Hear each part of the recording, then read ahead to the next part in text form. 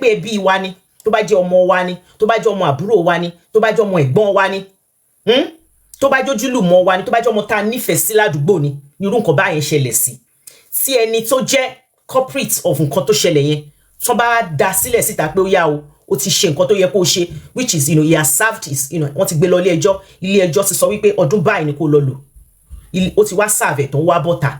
Tó bá wá jẹ́ pé family yín ni ọmọ tí nǹkan yẹn ṣẹlẹ̀ sí, ṣé bó ṣe bọ́ta, inú yín máa dùn pé káàbọ̀, ṣé dáadáa ló dé, àti ìrètí rẹ káàbọ̀. That's the question. Because, there's a lot of joyous, there's a lot of, people, celebrating.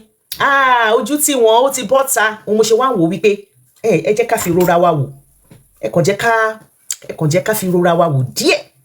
Ìpé bó bá jẹ́ èèyàn wa, bó bá jẹ́ ọmọ wa, bó bá jẹ́ ọmọ ẹ̀gbọ́n wa, bó jẹ́ ọmọ àbúrò wa, ní kíní ìṣẹ̀lẹ̀ sí. And that person that brought that, misery to that person, ó ti wá lọ ẹ̀wọ̀n. The person is out. Will you come out and say, congratulations, oko rire, oko ogun àjàbọ́, káàbọ̀? Will you do that? Or is it that because, we are not related to the victim, because we don't know her like that, or because, princess that, brought out the incident, she's not the biological mother of the child. So for that reason, what right does she have, to do that to Baba Ijesha? After all, kò kí ń ṣe ọmọ ẹni. Ṣé nítorí lẹ́yìn náà ṣe àwọn tó ń celebrate, ṣé nítorí lẹ́yìn náà ṣe wá rò pé kí ló fi ń ṣèyàn? After all, I don't know the child in question. So what's my own? Is that what our society? Because ẹ má gbàgbé pé last week, auntie kan lórí Facebook tí wọ́n ní platform, she made a video. And I remember in that video, she said the children abroad are not well trained, that most children abroad, they are not well trained. And one of the reasons why she said, the children in Nigeria are well trained, they are good children more than the children abroad. One of the main reasons is that in Nigeria, there is a lot of people that look out for children. That is not just. Give me the name. Icon Nicola, give me the name. Life is Beautiful, are you here? Multi. Mrs. Young, please let me know when you guys are here. Give me the name, Icon Nicola, please. So as I was saying, I said one of the reasons why they believe that children in Nigeria are better looked after than children. Okay, I'll look out for it. Thank you, sis. Are better kids than that. Are better kids. No. Nkoton Sonye bad. He hasn't said anything bad. Well, he's asking a question. I will answer him in good time. He said that, what did Baba Ijesha do? He never accepts he slept with her when she's 7. There is no evidence. So once something too bad, once it's something too bad, Emma worry. Please don't abuse, don't curse. If people want to be enlightened, we enlighten ourselves. As long as they are not abusing and they are not cursing anybody. To buy the question or berry, I'm all right with that. I'm okay with questions. We are going to answer the question. As people actually down, then time your bag okay, no, but actually down, I'll be question low. Like I said, tabati shepelu uri pipe at decorum, it is fine. Show ye. So, in content yes, on wípé àwọn ọmọ tó wà Nigeria, wọ́n sọ wípé àwọn èèyàn púpọ̀ máa ń look out fún wọn than àwọn ọmọ olóyìnbó. Pa àwọn ọmọ olóyìnbó, ìyá wọn àti bàbá wọn nìkan ló máa ń look out fún wọn, ló máa ń bá wọn wí. Wọ́n náà àwọn ọmọ tó wà ní Nigeria. Oh, okay.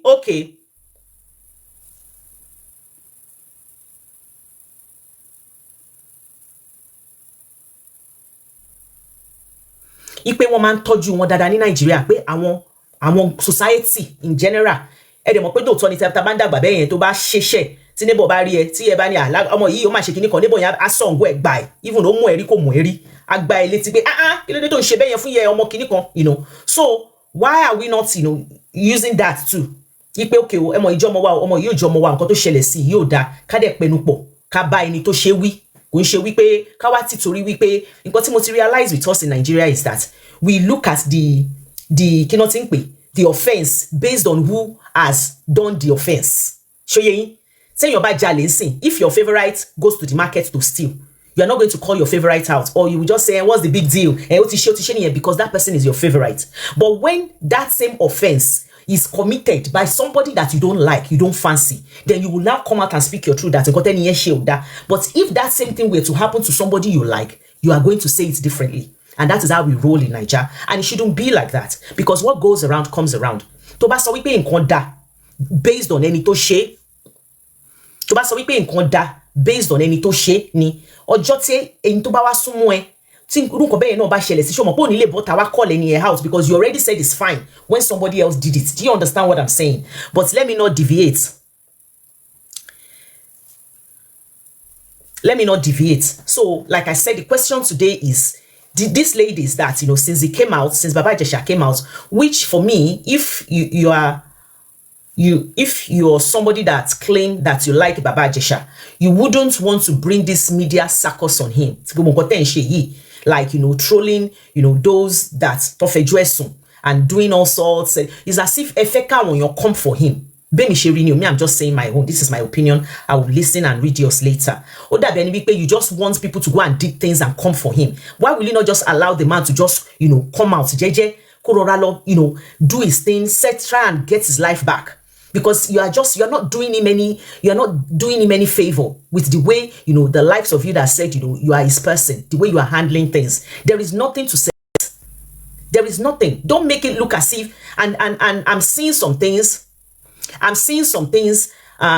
Moria won kokon tí àwọn èèyàn kan ṣe, and I just think that no. Mo wá rò wípé ṣé ó ṣe wípé àwọn people yìí wọ́n actually wọ́n like Baba Ijesha. Ṣé mo pa àwọn èèyàn burú kó jẹ́ wípé wọ́n deep down wọ́n like it, and they are purposely doing things that will bring him back again into the limelight for the wrong reason. I'm telling you, that is how I see it.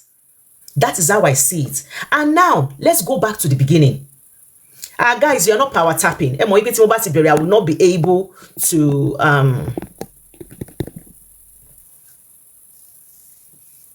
I will not be able to be saying power tap. So I will appreciate if you power tap as I go on, please.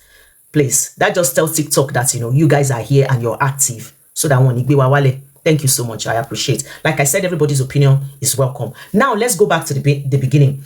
So since Ojewipe Baba Ijesha came out and you guys went back to the beginning, you started carrying, you know, the picture of these two ladies here, carrying their videos. I even saw one man made a video and was calling out Iyabo that, you know, Iyabo said if Baba Ijesha should come out, that she's going to send him back in. And that person has made several videos. I'm not going to name names. I saw it on Facebook. That person said more or less calling out Iyabo virtually every day, saying that Iyabo should come and send him back in. If you like this man, why will you want to bring out that kind of narration? Why will you want to like bring back that kind of narration? Why I said, if you're Baba Ijesha's family, and to be Baba Ijesha, of course, wish no, nobody is wishing him to buy. Like I said, ó ti ṣe nǹkan tí ò dá. Wọ́n ti gbé lọ sí ilé ẹjọ́ ti dá. Ilé ẹjọ́ ti sọ wípé kó lọ lùgbà báyìí, ó dẹ̀ ti lùgbà yẹn. Ṣé nǹkan tí mo sọ yẹn, ó ti lùgbà yẹn, ó ti bọ́ta. So ọ̀rọ̀ yìí, ẹ̀yin tẹ́ ń claim pé like ẹ̀, ẹ̀yin ni mo fẹ́ bá sọ̀rọ̀. Ipe kí ló dé tẹ́ tó fẹ́ máa wọ́ ìdí ẹ̀. Kí ló dé tí ẹ ṣe wò bí ẹ ṣe máa ràn lọ́wọ́ tó máa reform are. Tó máa reform are. Why are you not doing that? Why do you want to use his matter? Why do you want to use his matter to put money in your pocket? Because at least I know two people that I will not mention. Ọkùnrin kan, obìnrin kan. Ẹ mọ ọkùnrin yẹn dáadáa, then obìnrin kan. For me, they are just doing things to just make money. I don't think that èyí ọkùnrin yẹn, èyàn kọ́kọ́ lè sọ fún mi pé ó nífẹ̀ẹ́ Baba Ijesha láyé. Tó bá nífẹ̀ẹ́, there is way to go about it. Ó ti lọ jìyà ẹ̀ṣẹ̀, ó ti ṣe, ó ti dé. Why? Tẹ́ tó fẹ́ máa bring the bad publicity wá fún. What do you think you're doing? This is not the way. Tẹ́ bá sọ pé nífẹ̀ẹ́ èyàn, Ziba, welcome. This is not the way to do things if you say you like somebody. After tí wọ́n ti dá sílẹ̀, after tó ti lọ ṣe ẹ̀wọ̀n, nǹkan tó ṣe tó ti dá sílẹ̀, ẹ ṣẹ̀ṣẹ̀ wá padà sí bẹ̀rẹ̀. Just go on. You can't tell me you like him. Now you are starting all over again, saying he shouldn't even have gone to the ẹ̀wọ̀n in the first place. Lẹ́yìn tó ti lọ tó ti dé. Why will you want to dig out kò yẹ kó lọ, ọmọ yìí ò ń ṣe ọmọdé, kò fọwọ́ kàn? Ṣé gbogbo yẹn nígbà tí Baba Ijesha wà nílé o, ká sọ wípé okay o, ẹ ń jà fún o while he's not there, or maybe you are trying to do something in order for him to be released earlier. Bóyá ẹ fẹ́ wá àwọn evidence kan tẹ́ máa kó lọ sílé ẹjọ́ láti sọ wípé oh, look at the new evidence. Can you please use this evidence, look into it and release him early? That will make sense. But he has been released. Now you are taking us back to the beginning. And now that you are taking us back to the beginning, let us go back to the beginning. The number one thing you're calling Princess out for, the number one thing You are calling, if that is the case, I mean, lórúkọ tó béèrè question yẹn pé you believe there is a miscarriage of justice. So if there is a miscarriage of justice, is this how to go about it? Do you not know? Because I am not going to come here and tell you there is no miscarriage of justice because mi ò sí ńbẹ̀. But mo sọ fún yín wípé tẹ́ ẹ bá fẹ́ ran èèyàn tó ní miscarriage of justice, the way you people are going about it is not the way to go about it. Ilé ẹjọ́ is evidence based. It's evidence based. So if some people, if you believe that, you know, ẹ̀sùn tó ṣe yẹn kò ṣe, ṣe rí pé mi ò bá yín jiyàn pé kò ṣe ń sìn, mi ò bá yín jiyàn, ẹ̀yin tẹ́ believe wípé kò ṣe ẹ̀sùn yẹn, ẹ jẹ́ kí mute ẹni yẹn, ẹ jẹ́ mute ẹni. You can watch us but you cannot comment since you don't want to do things in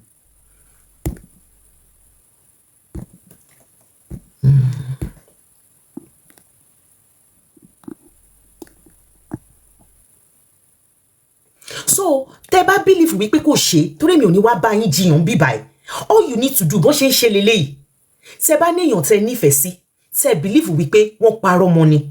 Because Naija la wà, anything can happen. Bó ṣe máa padà lọ sí nǹkan tẹ́mi believe o, èmi ń lọ pẹ̀lú narrative titi yín ní báyìí o. Ipe ká sọ wípé lóòótọ́ ni nǹkan tẹ́yin sọ wípé wọ́n parọ́ mọ́ ni. Nǹkan tó yẹ kẹ́ ṣe fún bàbá Ìjẹ̀ṣà ni pé you will now go and look for evidence that proves that whatever they have, pé evidence tí wọ́n gbé fúnlé ẹjọ́ o, wípé ẹ̀yin wá ní proof tó máa sọ fúnlé ẹjọ́ wípé kó lọ da ìyẹn nù, wípé òótọ́ gangan lẹ́yìn gbé wá yìí, wípé bọ́rọ̀ ṣe rí leléyìí o, bàbá Ìjẹ̀ṣà ò súnmọ́ mọ́ yìí o, pẹ̀lú evidence yìí àti evidence yìí, you will now present your own evidence that says, you know, that goes contrary to the one that they used to sentence him. That is how you do it. You don't come out after he has served the sentence to take us back and be saying that there is miscarriage of justice, they lied on him without evidence. You are not doing him any favor. Because if you have evidence today, who am I? If you have evidence today and you take your evidence to court and they say, oh, we are because I see evidence, I see wípé ọmọkùnrin yóò dẹ́ṣẹ̀ yìí, who am I to come and tell you is a lie? I will not. I will not. Now, as I'm saying, let's go back to the beginning. Based on what I see, there is a video that shows, you know, this man in question sitting down with Omode, having a conversation. And from that conversation, I can hear things. Mufieti mi gboni. You understand? And that is why I will not come out and say they lied on him. Do you understand? And for you, that you are, I know you might not like Princess. You might have your grudge against Princess. Now, look at it this way. If there is a video where this man is seen, because I think you want to see the video. A lot of adults, I even saw a video where one adult, àgbàlagbà obìnrin, ìyá, ó sọ wípé ṣebí video bí tó kàn ti jókòó tọmọ yẹn tó ń bá sọ̀rọ̀ pé kí ló ṣe fọ́mọ yẹn. So you guys actually want to see the video where he's actually doing things. Until you see the video where an adult is doing things to a minor, that is when you will believe. So they have to carry it to that extent. So they have to carry it to that extent for some people to believe. Yes, I saw a lot of adults saying, kí ló ṣe nínú video yẹn, kí ló ṣe nínú video yẹn. De jẹ́ ká máa lo number 6 wa. Tó bá jẹ́ Pelu ni. Oh my God. Kí lẹ rò pé, ẹ jẹ́ kí n ṣe example kan fún yín. Ṣé rí mentality ta ní Naija yìí. Do you know how much tó fi kó bó ṣe kó bá àwọn japa tí wọ́n wá sílùú yìí? Do you guys know? In case you don't know, my gist yín. Ṣé rí mentality tí a ní Naija about not, you know, knowing that some things kò dá, pé nǹkan tí ò dá ò dá. And because a lot of men get away with it in Nigeria, they brought that same mentality. They brought that same mentality. Where are my admin, please? What is sọ pé wọ́n àwọn ajá that they are going to be letting out the dogs tonight? Jọ̀ọ́ nítorí Ọlọ́run. De bá wá àwọn admin mi nítorí Ọlọ́run. A gbọ́dọ̀ tilẹ̀kùn mọ́ wọn. So mentality yẹn ọ̀pọ̀lọpọ̀ jápa gbé wá sílùú yìí. Mi ò exaggerate. Nínú ọdún tá wà yìí, as at ní 26 àwọn ọkùnrin tó wá láti Naija sílùú yìí, 26 ni wọ́n mú. Wọ́n ti fọwọ́ kan minor o. Wọ́n kàn chat lásán ni o. Tó bá jẹ́ Naija ni ẹ máa ní ẹ kí náà ṣe. Ṣebí wọ́n kàn chat ni. wọn ṣáì fọwọ́ kàn wọ́n, wọn ṣáì bọ́ṣọ́, wọn ṣáì bá wọn sùn. That's what you guys will say in Nigeria. They haven't done anything. Ṣó ti bá sùn ni? Ṣó ti bọ́ pátá ni? That's what you will say. And that is what is putting a lot of them in trouble when they come abroad. You see them, they will be chatting, and they will be chatting with a child, and that child will be telling them, nínú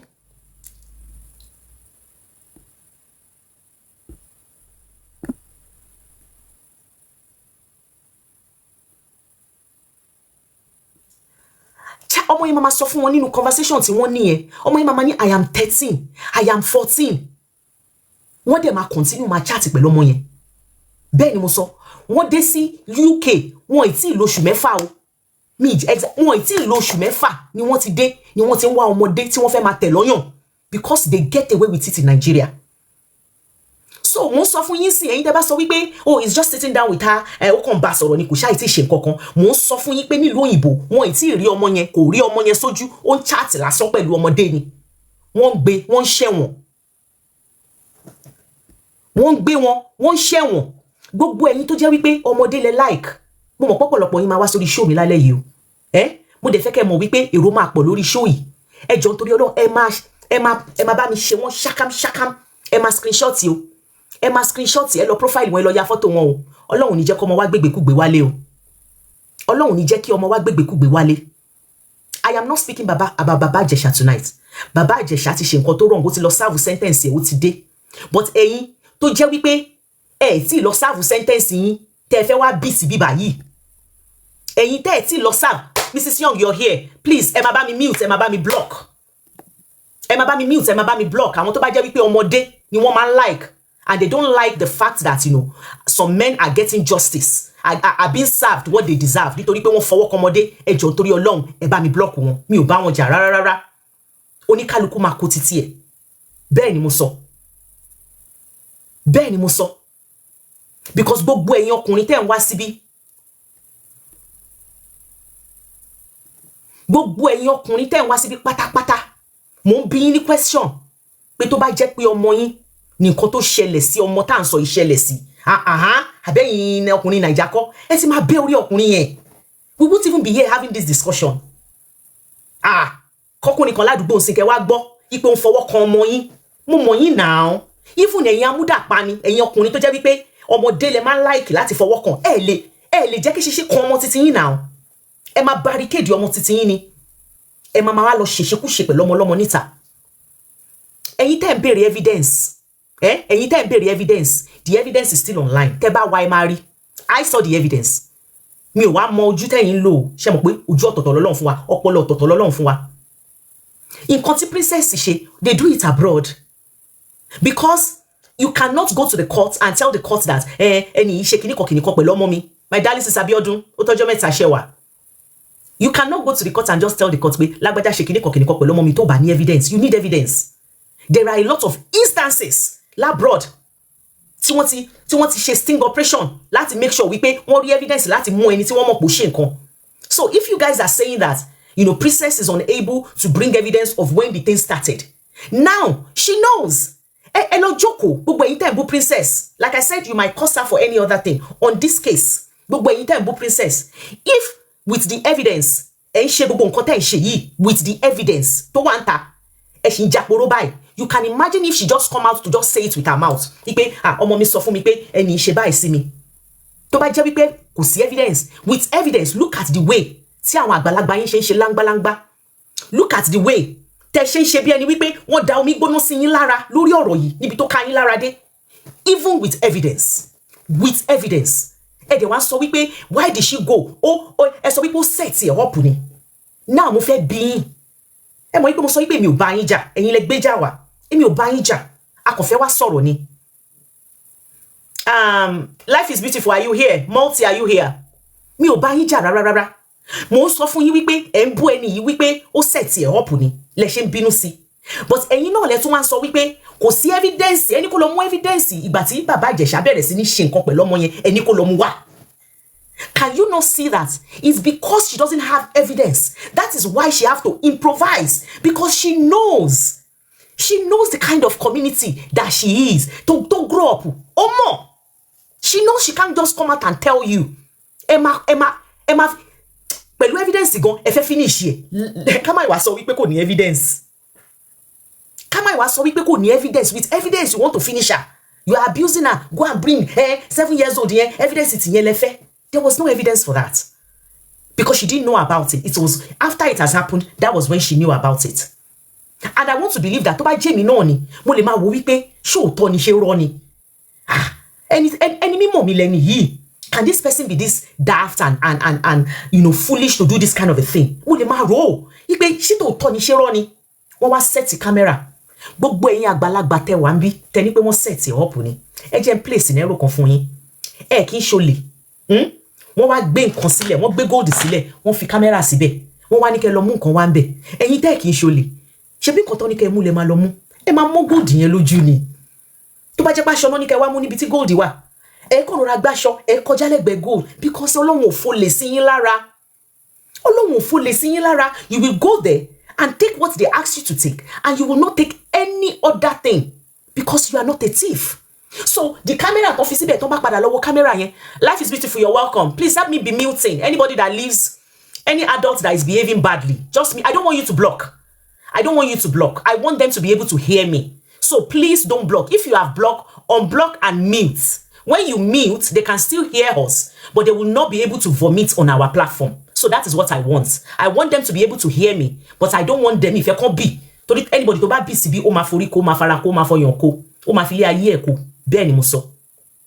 So mute them, let them hear me, but I don't want them to vomit on this platform. This platform, very neat platform, ni de ni cleaner. So anybody to ba bi, o ma bosho, o ma fiko ni. So tin ba shole, to ba fi camera si bi kon. O dabi, eje ki tu fun another example. In the UK now, kò sí bí iṣẹ́ tí ò sí camera. There's camera everywhere for your safety as a staff and for the safety of àwọn tẹ́ bá ṣiṣẹ́. So let's say you behave badly. Let's say as a carer, wọ́n rí ẹni bí tó ti ń kú ẹ̀ṣẹ̀ sí client yẹ. Bóyá o ní client tó ní dementia tó máa ń fún ẹni problem. Ọjọ́ kan o kàn wo inú kan bí ẹni pé ó ṣe nǹkan tó bí ẹnu, o bẹ̀rẹ̀ sí ní gbá lẹ́ṣẹ̀.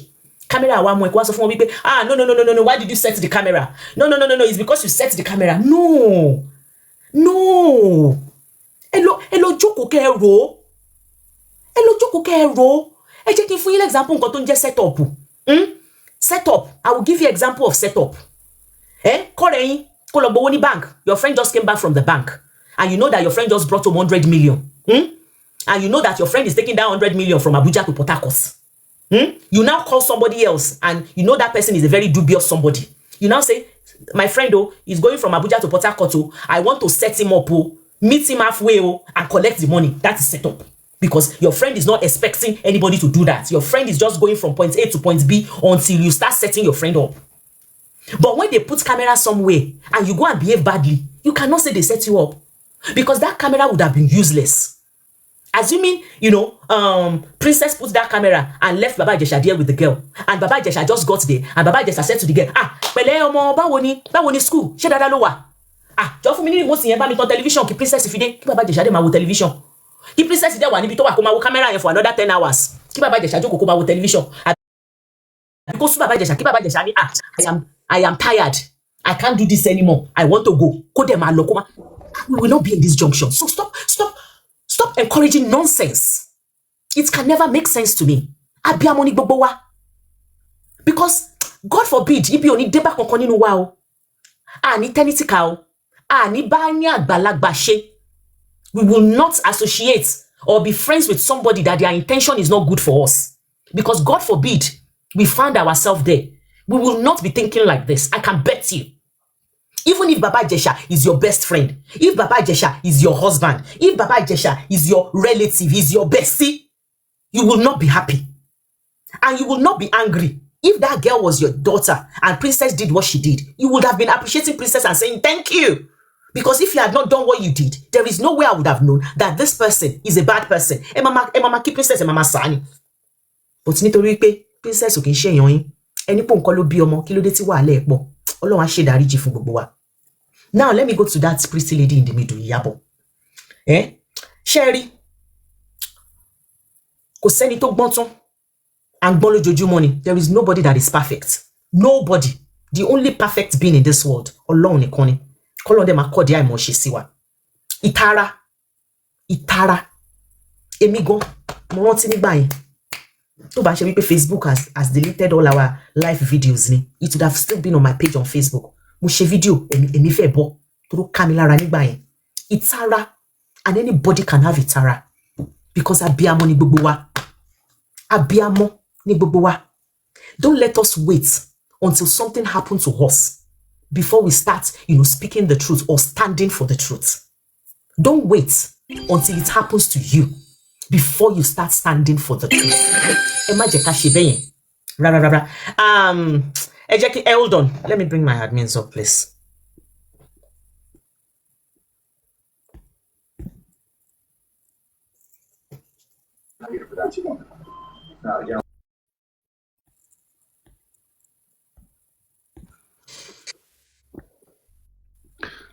Hello, and to do drop me down. They to bring, drop me down. Every space here, drop me down. Map and I was again. First you call your phone me. Okay.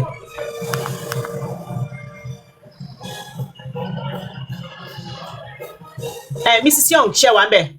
Mo wan be by mo mute àwọn èèyàn. Ẹ mute me. Mo mute wọn. So that they can hear us. Yes, I'm muting them. Thank you. God bless you, ma. God bless you, ma. Ẹ ṣé. Ẹ má gbé yan sí bí ọ̀dọ̀ kíni tó bá ti dé ẹ lè bá mi gbé kadà LIB.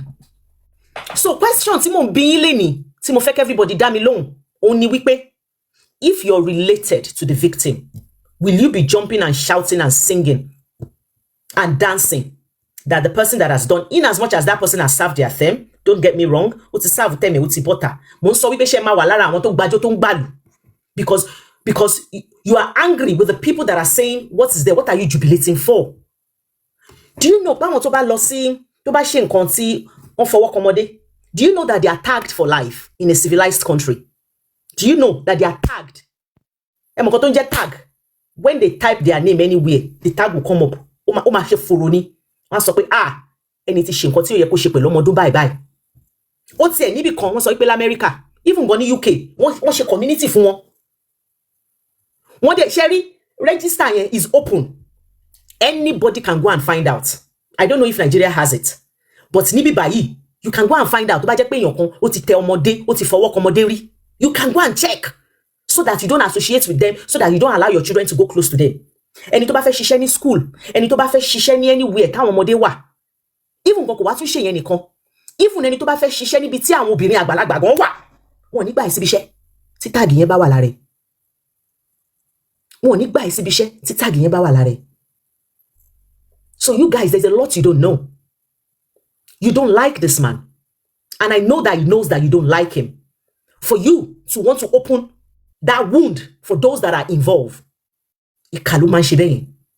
Ìkà ni ẹ̀dẹ̀ nífẹ̀ẹ́ máa yìí. Ẹ má jẹ́ ká dúró until something happens to us before we speak the truth. That is how we behave.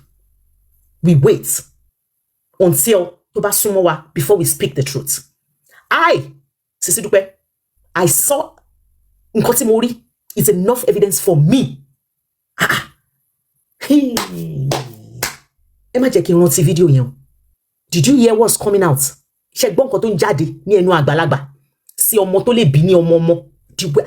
Àbí ṣé dèdèrè wà nú etí ẹ̀yin gbọ́ ni? Did you not hear him? You think I hate Baba Ijesha before that time? You think I don't like him before that time? Why will I not like him? He's a comedian. He's good at what he does. I like him. I don't have problem with him. I don't have problem with him. But he has done something that is not good. He has done something, the act. I don't hate him. I don't dislike him. I dislike the act. Nǹkan tó ṣe ni mi ò like. Because I like him before. Ṣàṣàlà àwọn actors, actresses, comedians wà ní Naija that I don't like. You understand? But nǹkan tó ṣe mi ò wá ní tìtorí wípé I like him. Then I will now say, because I like him, I don't want to talk about that thing that he has done that is not good. Everybody can learn from it. If you're somebody that lives in Nigeria and ó rí pé tó bá ti rọ́mọdé, ààrẹ máa gbé fúkẹ́fúkẹ́ fọ́mọdé, àìsàn burúkú ni. It's a mental illness. I'm telling you. There is a lot of men abroad that checks themselves. Wọ́n ti fọwọ́ kọmọdé o. But wọ́n máa sọ fún yín wípé àwọn máa ń ní kíní yẹn, ó máa ń ṣe àwọn bí ẹni wípé káwọn fọwọ́ kan ọmọdé, and they know báwọn ní feeling yẹn. Àwọn náà dẹ̀ mọ̀ pé feeling yìí, feeling burúkú, feeling tó lè bá yé àwọn jẹ́ ni. Wọ́n máa check ara wọn lọ sí rehab. I'm telling you, because they know that it is not normal.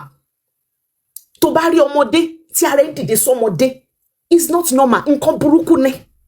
Mo ń sọ fún yín tẹ́ ẹ bá mọ̀, nǹkan burúkú ni. Nǹkan tó bá mọ̀ láti ṣe, láti bring ara ẹ out of that, you go and do it, because it is not good. Because if you don't nip it in the bud and do something about it, one day, o máa kí ọmọ neighbor mọ́lẹ̀, o máa kí cousin mọ́lẹ̀, o máa kí ọmọ ẹbí mọ́lẹ̀. A lot of you are doing it. And nítorí pé wọn tí mú yín does not mean what you're doing is good. Tí ọba ayé, tí ò bá rí yín, tọ̀run wò yín. Tí wọn ò bá mú yín, nǹkan tó máa mú yín. Nǹkan tí ò dá. You have an email. Don't encourage rubbish coming online to spill nǹkan tí ò dá. Have you forgotten that àwọn ọmọ wa wà lórí social media? How can you come out and be saying there is no evidence, there is no evidence? Ṣé ẹ rí ni? You saw it. Ẹ wá ń bá àwọn tó sọ wípé justice must be served. Pé nǹkan tó ṣe ò dá. Àwọn yẹn lẹ wá mú lọ́tà. Ẹ wá celebrate ẹni tó ṣe nǹkan tí ò dá. Ẹ wá bẹ̀rẹ̀ sí ní pé àwọn tó dúró síbi pé nǹkan tẹ́ni yìí ṣe ò dá. He has to be brought to book. Ẹ wá ń drag wọn bí I pass my neighbor generator.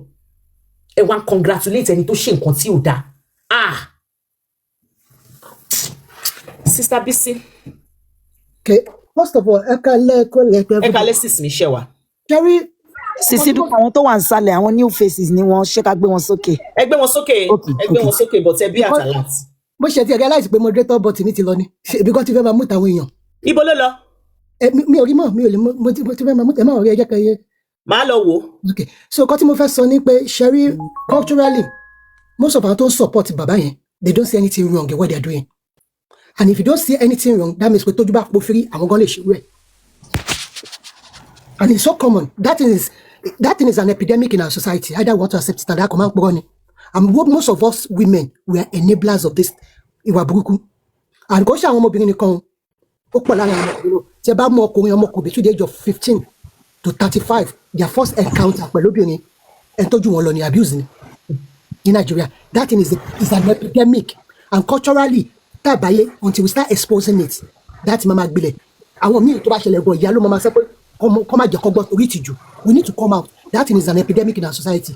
Ìgbà tí kìíní ìṣẹ̀lẹ̀, ó ní àwọn èèyàn tọ́jọ́ rẹ̀ mi lórí Facebook tí mo delete, tí mo wọnú ibọ̀ sí ṣẹ́kù fi ara yà wọlé delete. Because if you call yourself my friend, if our values does not aligned, I don't think we can be friends. Because ẹ máa rí ọmọ tó bá sọ wá ní kí ni kò ṣe abuse kọ́mọdé kékeré ìwọ ọmọ tarí lánàá ni ṣáàkì ó máa tiẹ̀ tí ìwọ náà máa ti ń yọyan wọ́n fọwọ́ tọmọ ẹ lọ́yàn. That is abuse. Mo ṣàlàyé gbogbo kí àwọn èèyàn kakún abuse, but that is abuse. Àwọn ọmọ tọ́bí ìjẹta ikọ̀ ìwọ náà máa ti di sísí wá fọ́ gbọ́mọ ń dì. That is abuse. But kò sẹ́ńtọ́ wrong. Ẹ bá lọ wọ àwọn ọmọ, especially àwọn obìnrin tó máa àwọn orútù abọ́kọ̀kú ọmọ ẹlòmíì gan stepfather ló máa bá sùn yẹ́ ló tún máa bọ́ ọmọ ìṣòrogun lẹ́sẹ̀ kó face stepfather àwọn pick me women. Ló máa tún máa bọ́ ọmọ ìṣòrogun pé ó ń bọ́kọ àwọn sùn. Ọkọ yín tó kí ọmọ mọ́lẹ̀. Àmọ́ sọ̀rọ̀ àwọn ọkùnrin tó máa ń ṣe kínní wọ́n máa wá vulnerable woman. Obìnrin tó wà vulnerable ọmọ under age, most of them. Torí ọmọ yẹn gọkọ tó fẹ́ abuse náà ṣe fẹ́ kò ṣe òwò náà fẹ́. But most of our women, they don't know. Wọ́n mọ̀ pé wà vulnerable ní ìdẹ́p wọ́n dẹ̀ mọ̀ pé ọmọ under age lọ́wọ́ so wọ́n dẹ̀ máa bá ọmọ yẹn sùn mọ́ lára gbogbo ní ẹ̀sán. Most àwọn èèyàn mọ̀ náà. Àwọn bíbí madam náà mọ̀ most of them torí ẹ̀ náà ṣe máa ń lọ gba ọmọ Republic of Benin under age yẹn káwọn kan lè máa bá wọn sùn mọ́ nílé think about ọmọ wọn àwọn kan wọn ní girlfriend later. They do it, they know. We the women are the enablers of this society. That thing is so rampant in our society. I'm not talking about other culture, but nílẹ̀ Yorùbá, ó come on, let's us come out and call a spade a spade. And Baba Ijesha nìyẹn, I'm scared. Hello? I'm scared to Baba Ijesha because that man is not cured. That thing doesn't have a cure. It just needs a continuous therapy. And that man now is going to be perfected his art. They will hardly catch him with evidence now. His activity is going to be so insidious that it's very, very difficult to catch him. It's not going to stop. It's not going to stop. He needs to be monitored. It's not going to stop. But now, activity are more insidious. To catch him rendered, he'll be so perfect with keeping the evidence now that he will perfect the art of hiding. Because you'll be on the register, they'll be monitored. You can't live where there's a park. You can't live where there's a park. You can't live where there is a school. You can't, even the lucky family, tó bá níyàwó gan tó bá fọ́ yàwó tọmọ ẹ bá jọ ọmọdé ayé àdà kókó nínú ilé àbí kí ọmọ yẹn kó nínú ilé fún ẹ ìkànnì máa fọwọ́ mú. So I don't know how they're going to do it. Torí ẹgbà tí Christian jáde pọ̀ wọ́n gbọ́dọ̀ gbélé fún àdúgbò tó bá ń gbé anybody tó bá ní ọmọdé ayé ládùúgbò yẹn have to be very very careful because it's going to perfect the art of hiding and doing it. It's going to be insidious now. Kò change. Because pẹ̀kẹ́ ní èèyàn tó láìka obìnrin ọkùnrin tó láìka ọkùnrin ẹgbẹ́ kẹ́ni tó pọ̀lọ̀ ẹ̀wọ̀n máa change is an hormonal something. That's why their brain are wired. They are never attracted to an adult. They are attracted to young girls. That is who they are attracted to and they can't change. Sisi Dupe Sherry Cynthia yẹn ẹ má jẹ́ kí mute ẹ ó ń ṣí mọ́ account so mi block àwọn other account mo mute account tó kọ́kọ́ máa fi bọ́. Ilé mi bá ó ń ṣí mọ́ account. Ẹni Cynthia yẹn ó ń ṣépè. Ẹ má worry ara yín jèrè tó bá tẹ́ bá ṣe ń rí ẹ máa mute ẹ ó lọ máa ṣí ẹ jẹ́ àfúnṣẹ́ ṣe lálẹ́ yìí náà. Ẹ filẹ̀ ẹ jẹ́ ká ṣépè fún dáadáa. No, kò nídìí. No, kò nídìí. Tó bá ṣe ń wọlé máa mute ẹ. We need to come out. We should stop this cultural our culture that make us to be hiding these things. We need to be vocal. Our children are in danger, and this thing, the consequence of this is so difficult. Some of this demand need repercussion. Ẹlòmíì ọmọ mi wà tó bá ti ṣe kíní ẹ̀ fún kékeré tó bá marry to down the line ó máa wà sex máa wà repulsive fún which is going to affect their marriage down the line. Some of these children they don't have good marital life, they don't enjoy sex because of their trauma, and now need therapy. We keep these children alive, we ask them to keep it. Àmọ́ sọ síta má jẹ́ kéèyàn gbọ́. Àtọmọkùnrin àtọmọbìnrin torí ọmọ mi torí kò jẹ́ ọmọbìnrin sexual control. Because you're celebrating the person that tó ṣe nǹkan tí ò dáa and victimize the victim àtàwọn family. That means you're saying that if this ever happened, God forbid, to anybody, they will be afraid to come out and speak. Because of, people in society will do to them. Hold on, please. We're working as you came in. Emma Binu Sister Emma round up. So people are asking, why evidence? She had to commit to crime. I have evidence learn. Because I don't get it why people are talking. That's what police call entrapment. You can entrap someone when you want to catch them in the act. They do it in UK. Yes, they do it here. People to buy a cigar by cigar from underage. Police will intentionally send underage to a shop to go and buy cigarettes. If you sell it, that is entrapment. You can use entrapment. There is nothing. They do it. What you say that damn be buy. And they know that they work with evidence. Yeah. You can't just come out and say this person is this person. And even got in Nigeria, it's difficult. Some states don't even have this issue of child kini law. It's only some of the western state lonely. Some of other states it's not a crime. That's molest underage. Don't go in any way, go in any law.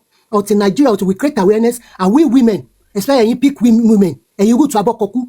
Most of you are enabler of these men that are doing this thing. Please, this thing is an epidemic in our society, and both male and female child. We don't want abuse. Affect down the line their marital life. At the end of it, because they've been traumatized. Thank you very much. Hello, Sister Dupe. Boxing. Yeah. Sisi Dupe, ẹ jọ̀ọ́ mo fẹ́ béèrè favor kan lọ́wọ́ yín. Yeah. Ẹ fi àwọn tó wà ní comment section left wa. Ẹ jọ̀ọ́. Okay. Ẹ máa fún wọn ní opportunity, let them display themselves so that we can know the kind of people. If you mute them, you're actually saving their identity. Tó bá ti jáde, ẹ jẹ́ ká máa bá wọn sọ̀rọ̀, ká máa screenshot picture wọn. Nǹkan tèmi máa fẹ́ sọ nìyẹn torí ẹ̀ mo ṣe wá sí orínú box. Okay. Mrs. Young, ẹ má mute wọn, ẹ jẹ́ ká tackle wọn. Great one. They are coming with fake page. Not great one. Can you real page? You can tackle, but they are coming with fake page. Don't worry about it. Don't fake worry page. about it. Fake page. Sisi Dupe, Mrs. Young, don't worry about fake page. Let's engage them on comment section. Ẹ jẹ́ ká engage wọn lórí comment section. Olórí burúkú làwọn people yìí. Tẹ́ bá mute wọn, ẹ save wọn ní, ẹ save identity wọn ní. Kò sí identity very bon kò sí wàhálà. Ẹ má wọ tó bá ti wọ́n bú host lẹ́lẹ̀ mute wọn. Ẹ jẹ́ ká school wọn dáadáa. Ẹ gbé mi sílẹ̀ comment section mo fẹ́ wà lẹ́nu. All right, great one. Mr. Adebayo, sir. Are you there? Ekale, sir. Mr. Isaac. Okay. Ṣé mo ṣe gbé Mr. Isaac ní lóòótọ́? Mr. Isaac, hold on. Hello, sir. Yeah, Mr. Adebayo, go ahead. You know what? I think since mo ti ní kan sọ̀rọ̀, mo ti fún one timer. Continue, Mr. Adebayo. You see, when you people are staying away from Nigeria, we like what you are doing, but have you gone into the root of that matter? Please, you go into the root, sir. Let's hear the root, sir. Nigerian culture and traditions and what we have been doing before has not fight all these things. We have never seen us fighting this kind of a thing in the past. That was why it was difficult for those people that are fighting in their favor to accept your position, because that was what they are used to. There was no foundation that have been campaigning against all these things in the past. When you watch this program by this Kokora Latte of a thing, you will see a lot of things that will touch your heart. Exactly. They make it look like a norm. And nobody has ever stand up to say, this thing is wrong. Let's go ahead and fight it. The government seems to have been more busier than political issues than all these things. And now, there's one woman that said one thing the other time. He said, we women are the enablers.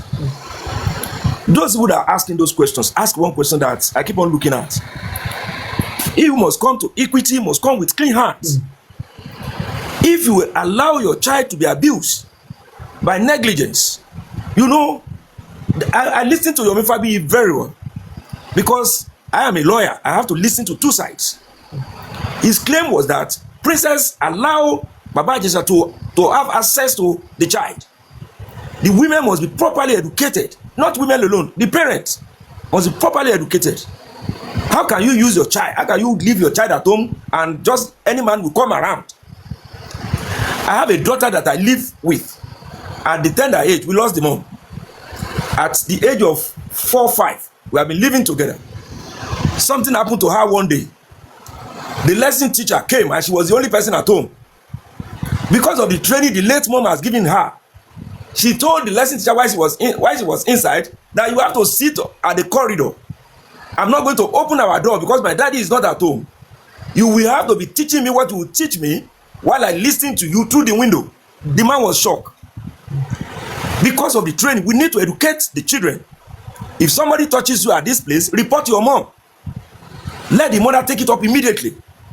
Because if you fail to do that, the man, you know, all these children, the level of their awareness and exposures sometimes will not make them to resist all these things. Then I have asked a question whether he hurts anybody or not. What is the relationship between Baba Ijesha and the princess? Because they were claiming even the gate man and some other people. Mr. Adebayo, Mr. Adebayo, yes. Can you tell me what difference it will make if you can determine the relationship between princess and the Ijesha? If she had been allowing Baba Ijesha and all the gate man and all every other relationship, and they have been abusing the girl, it encourages Baba Ijesha to want to do it too. I think you understand. Men gist among themselves. So they want to do it. But when they knew you don't give it, that you don't allow them to get closer to your child, they will not try. So, sir, a society where grown-up men believe that they can pass minors to each other because Sister Dupe. a society that we have that kind of adults. Sister Dupe. No, Sister Dupe. We have not been following the law. Look, excuse me. We have not been following the law. We have not been following the law. Baba Ijesha's case is 1 in 1,000. Some people are doing it now. Baba Ijesha's case is not 1 in 1,000. The only reason is because, like you said, the new thing. Mr. Adebayo, what Baba Ijesha did happens every day in Nigeria. How many people have fought it? That is what you don't understand what I'm saying. And this is why people are not faulting it. You just said it yourself when you came on. You said something that is something that has been happening and people don't talk about. And that is why people now see it as a norm. Please, I'm going by what you said. That is why people see it as a norm. Now, is 1 in a million. Look at the way it's going. And that is why we are not seeing more of it. Exactly why we are not seeing more of it. Because even victims are scared of being dragged. Nobody wants to come out. No child. You can imagine this child seeing all these things. Lawyer, please. John, I'm hearing law school. What law school did you go to? Schooled in University. Listen to me. I schooled in University of Ilorin and I attended Agbani campus. Èmi ni mo drop ẹ. Ẹgbẹ́ rubbish ló sọ. Èmi ni mo drop ẹ. No, life is beautiful. Aunty Dupe, no. He's saying things that are not right here. Life is beautiful. Yes. Wọn lè kẹ́kọ̀ọ́ lórí platform. Aunty Dupe, tó máa kẹ́kọ̀ọ́ lórí comment section. Let us be learning from the comment section. Because we're stealing rubbish Can I here. say something? No, Is it my turn now? Wait, you have to wait. Hold on. No, Can I say no, something no. quickly?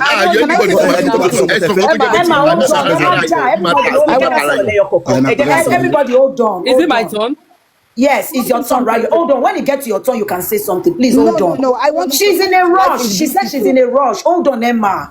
Okay, Emma. okay. Rayo, go ahead. I will talk after Emma. Yes, Hold I on, just want hold to say, on. I want to respond to life is beautiful.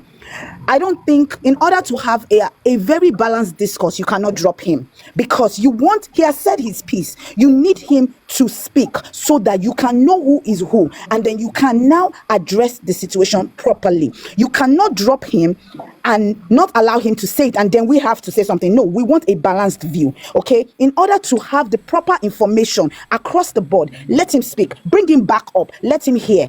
Okay, let him stay here and stay in the feelings that he has expressed. Because how can you call yourself a lawyer? No, and I did not see you speak for the victim. You are not. You're calling out the victim for Sister Dupe, Emma, please wait. Hold on, please. John, to your law. Number one, his time was up. We can't be having one person dragging issue with us back and forth. We have lots of people down there. So let other people talk. It's not like we're dropping them. His time is up since. So let's see to the time. Mrs. Young, if you continue, this is a platform that is very respected. If you drop people because you don't agree with them, then we are not having a discussion. No, I don't think it's because they don't agree with No. him. It's okay. No. Listen to me, please. Don't drop anybody. This time we tell them your time is up and we are going down. Yes. Don't let it look as if it's because of what they are saying. Because we are able to take, I will hear and I will talk. Yes. Because this lawyer needs to be educated. One need to come on your educating one, but law school. Because in you now want to, is that time that you now want to be saying to that child, believe me, a society, and because like we're going back, I'm going to go back. According to Princess, Baba Ijesha is his friend. And I'm not going to go by the rumor online. I will go by what Princess said. Only Baba Ijesha wants moral tipe. So if Princess is saying Baba Ijesha mo nbo bayi o je sare lo ra nkan ko kúrò nílé, ó ní confidence nínú Baba Ijesha ló ṣe máa ní pé okay o mo nbo bayi mo fẹ́ sáré lọ ra nkan. So let's emphasize on people that are behaving badly. Stop. Naija blame victims too much, and that is why people are not coming out to speak. A lot of people will have to leave the vicinity of Naija to another country before you see them opening up about their experiences. Because they know when they do in Naija, what do you want, like I passed my neighbor generator? What do you want, why they celebrate the perpetrator? Who does that? How can adults keep saying, one say it's a hopuni, to run for cameras be? So, Joko Kero wípé, si o ba si camera be, see, they stopped him in the act. If they did not stop him in the act, something could have happened. Can you not sit down and think? But you want that video to continue. You want that video to continue. You want to actually see where he's putting something into the girl before you believe. What does that make you? That is why I asked. Nobody is saying nobody is saying Baba Ijesha did not abuse that girl. I was only talking that. Mr. Adebayo, can you hold on? Mrs. Young, that is why I wanted to ask him a question, but you said no. So I'm going to let you allow him to speak. And then the next person, then when it's my turn. He's done. Ask your question. He's done. Ask your question. So, Mr. Adebayo, you went to law school. In law school, there are some things that we are taught in law school. Evidence. The law does not believe in. The law does not recognize emotions, number one. The law does not recognize witchcraft, number two. The law speaks to what? Your facts, and you must prove beyond a reasonable doubt. So the onus of proof is on who? It is on Baba Ijesha. Excuse me. I even expect you to say. I even expect you to say that the law does not concern the way and manner you got your evidence. You understand? The way and manner Princess got the evidence is not of concern to the law. So far, it is a fact. It is a fact. But what I am saying is that you are not listening. Let him speak, Emma. Okay. Let him speak. What I'm saying Mr. Adebayo, Emma Gosa, the floor is yours. Oh yeah, speak. What I'm only saying is this: that this thing happened, we got to know. What of a lot of it that has happened that we didn't know? What are we doing to make sure that this thing does not happen again? Is happening. What are the people doing? Mr. Dibayo, I want to call your attention to one thing too, because you mentioned that, parents that allows, tighten, they are not strict to their children, and, they are not making their children, outside savvy. What about fathers that are doing it to their children? How will the mother protect the father from the children? Does it interest you that in Saudi Arabia and some other Islamic country, if Baba Ijesha would have been a dead man by now? Thank you, sir. Yes. So which begs to the fact that you are saying that you are blaming the victim and the family of the victim here. You said in your statement, you said that if No. I am only saying. Let me finish. I am only saying we need to work hard on the way we leave our children anyhow. Emma, don't worry. Don't ask him any question. Let him give his submission so that I will allow Rayo to speak. Then you speak. Go ahead. What I am saying is that we need to go back to our roots and make sure that our children are not being exposed to anybody, anyhow person. They don't even write it on their foreheads. They don't. Anybody. If my child could stop my cousin from coming in when I'm not around, that's as far as that. They will get angry, but you tell them that's the way I train my children. And that's all. All right, thank you. We should work hard to make sure that we don't allow those things. Me, if I become a judge today, if I'm a rapist, I swear to God I will not forgive you. There's nothing like forgiveness in a rapist, because you can see women anywhere. If you work hard and you make your money, go and use it to look for women. Why must you rape another person? So that is where I'm going to. Sir, please. But somebody, children that cannot protect themselves. Please, for the purpose of this video, come and be wawale. So thank you very much. That's what I want to say. The children that cannot protect themselves, the parent has a lot of things to do. I agree with you on that. Yes, I agree with you. Especially when you don't know who is who. When a lot of adults in Nigeria are encouraging nonsense, then at least it's now on the parents to be careful, because we don't know who is who anymore. Because God forbid anything happen, they will now say it's the parent that did not shake any con. Mr. Adebayo, Sister Rayo. So, Sister Dupe, Ekale, everybody. Why don't you fún Baba Ijesha ní 5 years? To jẹ́ pé 3 years, 5 years yẹn ti kéré jù nílùú. Can we borrow Mr. Adebayo's box? Yes, it's done. Mo sorry láti sọ nílùú yìí, if you are a rapist, if you are ẹ má jẹ́ kí n sọ orúkọ ẹ lọ sí rapist, ẹ pé wọ́n grape, use grape instead of grape. Àmọ́ grape tó máa ń jẹ hello grape. Grape ó lọ sí títí ayé, kò gbọ́dọ̀ gbé bí tí school bá wà, kò gbọ́dọ̀ small park. Yeah, that's how it's supposed to be. Because ọmọdé ni mo bá ṣiṣẹ́, I work with children. Wo wọn lásán, kó complain, you have to call the police. Bó bá ti pọ̀ ọlọ́pàá máa mú, ó máa take ẹ̀bẹ̀ ni pé ẹni yẹn pààyàn ni. Then why tó ṣe jẹ́ pé iye ọdún tí wọ́n fún Baba Ijesha yẹn, to me tó bá jọmọ mi, to God who made me, I have a daughter at home. Tí mo máa ń bá sọ̀rọ̀ last born mi, 16 years old, mo máa ń bá sọ̀rọ̀, má jẹ́ kó ṣe, but ṣá máa tẹ̀lé àwọn ọmọdé jáde ni. A lè má tẹ̀lé wọn jáde. Àdẹ̀lẹ̀ máa tẹ̀lé wọn pé kéèyàn má wọlé kó ṣe, yeah, we can protect, you can to a limit. Òní kọ́lọ̀ máa ṣọ́ wa pẹ̀lú àwọn people yìí. Àmín. Way tí wọ́n máa fi ń tèmù àwọn ọmọ yẹn. There is a way. Baba Ijesha ò ṣẹ̀ṣẹ̀ máa bọ́mọ yẹn sùn. Ó ń tèmù ẹ̀ láti lẹ̀. Kò dẹ̀ jẹ́ pé ọmọ èèyàn wá kíyàn. Má jókòó má ṣe, wọ́n á ló kanra. He was so free to the girl.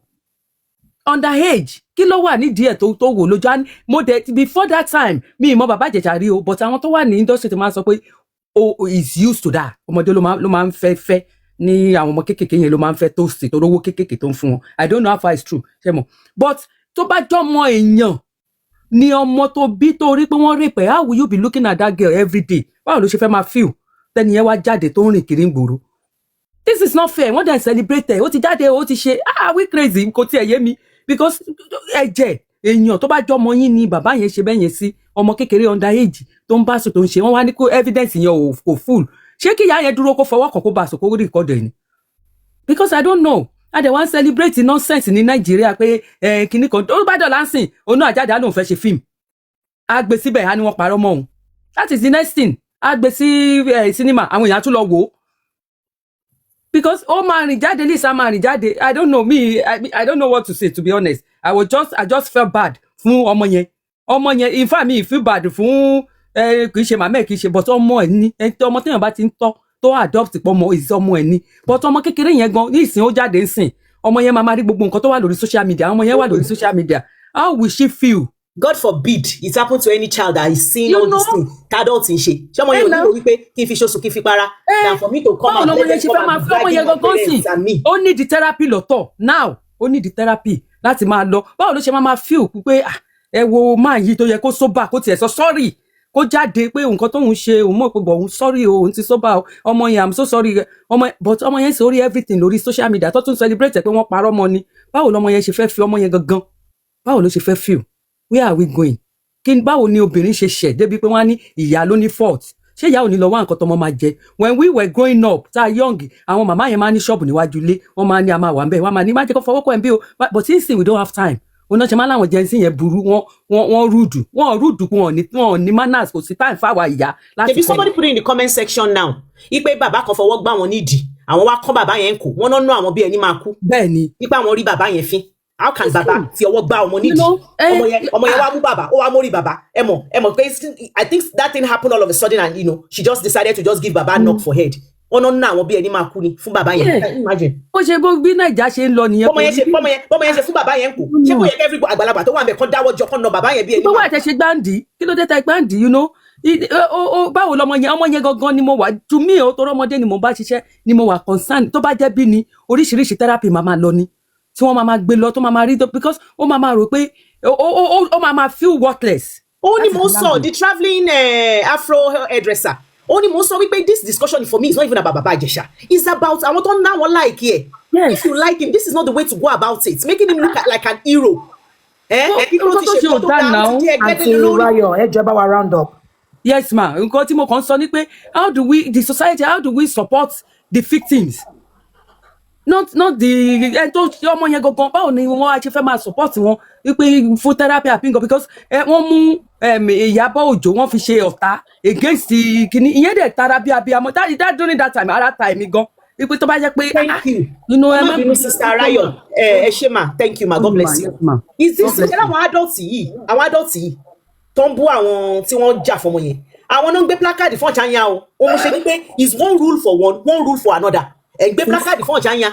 Sisi Dupe nítorí pé ẹni tó ṣe ọ̀chá yẹn ó ṣe débi tọ́mọ yẹn ti pa so ẹrù ọmọ yẹn torí yẹn ti pa ìyẹn need justice àmọ́ eléyìí tó jẹ́ pé wọn ò tí ì ṣe débi tí ẹ̀mí ẹ̀ ti bọ́ ìyẹn ò need justice. Sisi Dupe Emma, I want you to speak, but I want you to hear this so that you can speak on it. Let Mr. Isaac go ahead. I want you to hear his submission because I know where you go. Mr. Isaac, sorrow. Ẹ kálẹ́ sir. Kò sẹ́ni tó support Baba Ijesha. Nobody on earth. No. Speak for yourself, sir. A lot of people did, sir. Yeah, Emi no support you. Yes, sir. Then he has gone for this punishment, and then he's back. And then, according to the country, the remaining one is for the government. For the government to decide, wọ́n ṣe máa rehabilitate here. For the government to decide, bó ṣe máa move. Nigeria ti bàjẹ́ dé stage kan tó pé individual fẹ́ máa dictate fún the government máa ṣe. And then ìdí náà pé gbogbo investigation tó máa ṣe ní Nigeria sometimes is being influenced by the top people. Àwọn kì í follow dual process. Ọlọ́pàá kì í ṣiṣẹ́ wọn bí ẹ̀kan ṣe ṣiṣẹ́ yẹn. Àwa di pé ẹni tó bá mọ̀ èèyàn ya máa jẹ jù, and which is very very wrong. The so-called Baba Ijesha, the way táwọn ta fi ń pe lónìí pedophile gbogbo file. This so-called Baba Ijesha has been to the Dublin before. Ó ti wá abroad rí, and there's no record of that. At least ibi tó jà máa ní sí abroad. Mr. Isaac sir. Ẹ jẹ́ kí n sọ̀rọ̀ o. Ẹ jẹ́ kí n parí ọ̀rọ̀ mi. Tẹ́yàn bá ń sọ̀rọ̀ ṣe bó ń fetí ara ẹ̀ gbọ́. Ẹni ó ti wá abroad torí kò ti ṣẹlẹ̀ labroad, so that nullifies èyí tó ṣẹlẹ̀ ní Naija àbí ẹ̀gbọ́n. No, ẹ jẹ́ kí n parí ma. This man báyìí sọ lẹ́kan wọ́n mi kan jáde lẹ́kan wọ́n ní ó ti ń ṣe tẹ́lẹ̀ ó ti ń ṣe gbá kan tẹ́lẹ̀ we all agreed lórí kan tó gbé jáde fún wa, and he has gone to the prison we all agreed. Nobody supported that, but this so-called man kákó wà pé nítòótọ́ bá ṣe ní wọ́n ṣe sọ báyìí ni he has been to Dublin, he has stayed there for many months. Ọmọ kékeré wà ń bẹ̀ arúgbó wà ń bẹ̀ kékeré wà ń bẹ̀ Gbogbo kini wọ̀nyẹn. And then when this man came, according to Princess in our London school, when they invested on him so much. And Oma Sokoni, show me your friend. And tell me, if I'm having a friend of 1 year, my study because I'll be all responsible as a corporate. Be think about fire on my mouth. Attending now at the Amemo Iwolo. So, and it over them all the band. So, by so doing, I'm a Mumora. If it's an advanced country, that will be on the Shelley. At least I want social worker involved. On my thorough investigation. They will do a thorough investigation. They will not be like that. It didn't be if you are invited. Hello,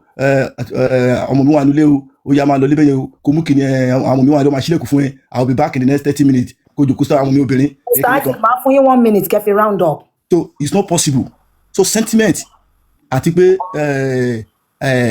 like in your country, Nigeria. We all know this man is a pedophile, is taking all at understand. Hold it at least for 5 years with his career. The rate 5 years ló lò lẹ́wọ̀n ni. 5 years ni ibi kini president wọ́n ṣàlàyé na bí wọ́n ṣàlàyé báwo ló lọ sẹ́wọ̀n. President ṣàlàyé is analyzing it according to the government because she analyze it. I think I was watching yesterday. So ibo lẹ dúró sí báyìí gangan. Kini kí lẹ́yìn sọ́nsìn pé ẹ wò pé kò ṣe rí pé èèyàn kan sọ pé ó ti ṣe rí pé ẹrù pé ó ṣe rí. Ètò sọ báyìí pé we all agree that this man has done it. Okay, sir. We all agree that this man is back. We all agree that what people are now saying now, pé ṣé kó má gbélé ayé mọ́ ni àbí ṣé kó kúkú ni? That is the question I want to ask. Yes. I don't know what people are. Ṣé kó kú ni? Yes, it is possible. Olu, hold on. Let me ask. Olu, Mr. Isaac. Yes, you go carry gun and kill the man. Mr. Isaac, I want to ask you a question. If somebody does that, God forbid, to your child, kini feeling the money for any? What will you think? What will you hope? God forbid. God forbid. Customer. Money we pay. God forbid. Yeah. God forbid. God forbid. But God forbid it happens to somebody close to you. Tẹ́ bá wá gbọ́ pé ọkùnrin géńdé Ọlọ́run ó ṣe nǹkan sí sàkání ọmọdé tó súnmọ́ yín mo ní kí lẹ máa wish lọ́kàn yín pé kó ṣẹlẹ̀ sẹ́ni yẹn. A máa gbé lọ sọ́dọ̀ gọ́ọ̀mẹ̀ntì ni ó máa lọ sẹ́wọ̀n ni kó sáà lè ṣe àlè pa fúnra wa wọ́n kill the person. Gọ́ọ̀mẹ̀ntì máa ṣe ìdájọ́ ẹ̀. No, mo kàn fẹ́ ká wà human being ni. Mi sọ pé kọ́ lọ pa bọ̀ mo sọ fún yín wípé ṣé tẹ́ni yẹn bá wá jáde God forbid tó bá ṣẹlẹ̀ sí sàkání yín tẹ́ni yẹn wá lọ fún ọdún 5 tó wá jáde ẹ jọ̀ọ́ ṣé máa join àwọn tó ń ṣe káàbọ̀ congratulations. No. Yes, sir. Thank you, sir. God bless you, sir. That's enough. Can I? That do for me. Emma, you can go on now. Hey, okay, thank you very much. Thank you very much, Sister Dupe. Mrs. Young, I appreciate the fact that you let him speak because I now understand why you let him speak before me. Yeah, and I'm going to address. I've been seeing his comment, so I want you to address it. Yes. Good. So I want to address his comment. I wrote some things down. He said, he made some statements. He said that that Mr. What's his name? Ijesha has been to Dublin. Because he has been to Dublin, that means that if the Dublin government allowed him to come in, the Nigerian government should not make him or label him as a criminal. Number one, you become a criminal when you commit. You become a criminal because you commit an offense and you are convicted by the court of law based on the evidence provided beyond a reasonable doubt that you did that thing. Okay? Number one, he did what he was accused of, and he was convicted by the court that he did that thing. Now, in the society that we live in, we are not a record-keeping country. That's number one. Or better still, I will go out on the limb and say that we are not a good record-keeping country. Pin that. He said that we should blame Princess for being friends with Mr. Ijesha. Now, good company corrupts, bad company corrupts good business, right? If I am friends with somebody does not mean that I do the thing that person does. Now, if I continue to be friends with that person, knowing that he's doing something bad, then you can use that statement of blaming Princess. You will never blame Princess. Princess can never be blamed for having a child in our own house, for being friends with him in our own house, okay? We are going to continue to blame the perpetrator, Baba Ijesha, because Baba Ijesha saw a child, and said he will not be an adult and an irresponsible one at that. He crossed the line and went and committed a sexual offense against this child. Then he also broke the rule of law that you did not think about your duty of care to that child. You went and assaulted that child sexually. You were caught in the act. So yes, you are wrong, Baba Ijesha, and you have committed an offense against humanity because you have committed an offense against the child. We will never blame the victim because we need more people to come out and speak. The mother of that child was doing what she needed to do based on the fact that everything that she had. Are you going to say because I'm walking down the street because I'm wearing a miniskirt, you have the right to come and assault me? No, you don't. And this is why catcalling, it should be an offense. It's absolutely ridiculous that in 2025, we have people that we sit down on the internet, a beautiful tool, that you will say that it's okay and you will blame the victim. A child. I'm going to repeat it again. A child. Okay? Then he said, should we not continue to allow him to live a life? No, he is not allowed to live a life. After serving a jail time, you cannot live a normal life. The effect of your crime lingers. That is why we have a sex offense registry in the United States, because we need to let you know that you cannot hold a job with children. You cannot hold a job in certain places. You cannot be in a park. Anything that is close to a child. Anything that you cannot be in a home where there is a child. The Federal Republic of Nigeria needs to set up something that does not allow a person to continue to live like life is okay, because that victim continues to experience the trauma of being sexually assaulted as a child forever. There is a trigger at certain times. So no, Baba Ijesha cannot continue to live. If we have a good record keeping system, you cannot get a visa you cannot get a visa to countries. Period. Thank you, Emma. He must stay in the Federal Republic of Nigeria and experience the trauma that he has caused also. This is not about boy or girl. This is about anybody that's been sexually assaulted by any adult. And anybody, even their mates. Please. Thank you, Emma. Big Flux is next. All right. Big Flux. Yeah, okay, thank you. Good evening, everybody. So, the fact that we are even arguing about this thing speaks volume about the kind of community we have in Nigeria. You know what I'm saying? I'm not supporting anybody. I'm a father. I'm a young father. I'm in my late 30s. And I have 2 daughters. So now I live in Canada. More understand. You know, theory, ohun tí a mú wá fún wa lénìí, ẹ bá wa like, ẹ bá wa share, ẹ bá wa subscribe sí orí Ijesha TV. Ẹ bá wa tẹ notification bell so that a bá tún mú àwọn àkọ̀tun wá fún wa, ẹ̀yin lẹ́ kọ́kọ́ máa rí. Títí di ìgbà tá ó tún máa pàdé lórí Ijesha TV. Ó dàbọ̀.